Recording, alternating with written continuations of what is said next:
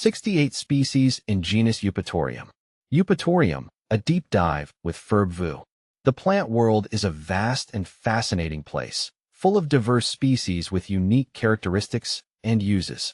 As a plant enthusiast, I'm always eager to learn more about different genera and the fascinating world of botany. Today, I want to share my knowledge and passion for a particular genus that has captured my attention, Eupatorium.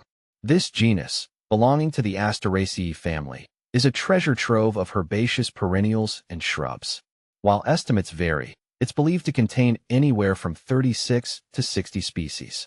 Most of these plants are native to the temperate regions of the Northern Hemisphere, gracing landscapes with their presence. What draws me to Eupatorium? It's their resilience and adaptability. These plants are hardy, capable of thriving in a variety of environments. They're also quite aesthetically pleasing, boasting clusters of small, fluffy flowers that range in color from white and pink to purple and blue. But Eupatorium is more than just a pretty face. Historically, several species have been utilized in traditional medicine. While modern medicine has largely replaced these practices, it's a testament to the versatility and potential benefits hidden within these plants. Diving into diversity, Eupatorium species. One of the most exciting aspects of this genus is its diversity. See full list at monsteraholic.com.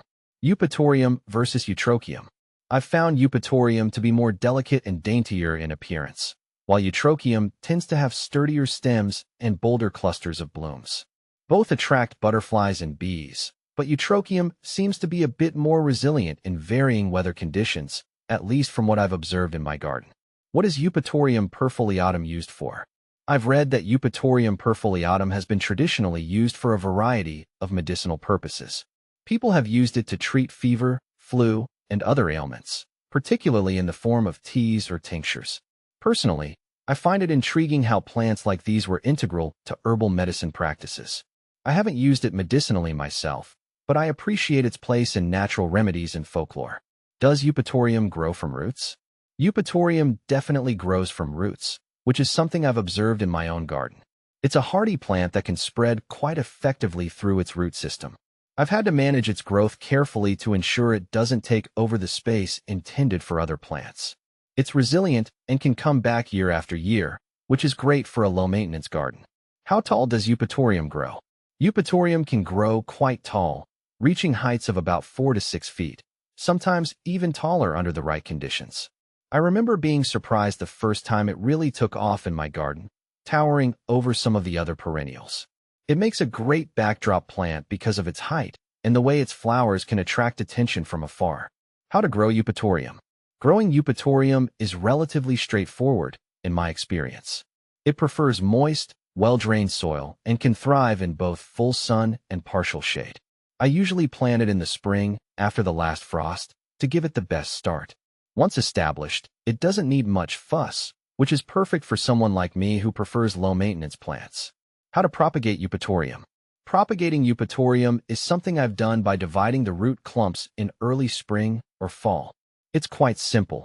I dig up a mature plant, carefully separate the roots, and then replant the divisions in new locations. This method has worked well for me, and it's an efficient way to increase the number of these plants in my garden. How to use Eupatorium perfoliatum? Using Eupatorium perfoliatum, beyond just enjoying its beauty, can be interesting. I've read about making herbal teas from its dried leaves, though I haven't tried it myself. I mostly use it to attract pollinators to my garden.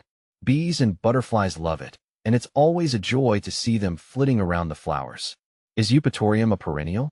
Yes, Eupatorium is a perennial, which is one of the reasons I love having it in my garden. It comes back every year without fail, providing reliable height and structure to my planting schemes. It's one of those plants that, once established, you don't have to worry too much about. Is Eupatorium deer resistant? One of the great things about Eupatorium is that it's fairly deer resistant. Living in an area with a lot of deer, this is a huge bonus for me. They tend to leave it alone, which means I can count on it for consistent blooms even in a garden that's often visited by these hungry animals. Is Eupatorium native? Eupatorium is native to North America, which makes it an excellent choice for local wildlife gardens. Knowing that it's a native species gives me a sense of satisfaction as it supports the local ecosystem. It feels good to grow plants that are naturally suited to my environment and beneficial to native insects and birds. When to prune Eupatorium? I usually prune my Eupatorium in late winter or early spring before the new growth starts. Cutting back the old stems helps promote healthy new growth and keeps the plant looking tidy. Sometimes I also do a light trim in the fall if it's looking particularly unruly, but mostly I focus on the early spring cleanup. Where to buy Eupatorium? I've found that local nurseries and garden centers often carry Eupatorium, especially those that specialize in native plants. Online plant retailers are also a good option, as they tend to have a wider selection. When I first wanted to add it to my garden, I did a bit of research and found several reputable sources where I could purchase healthy specimens.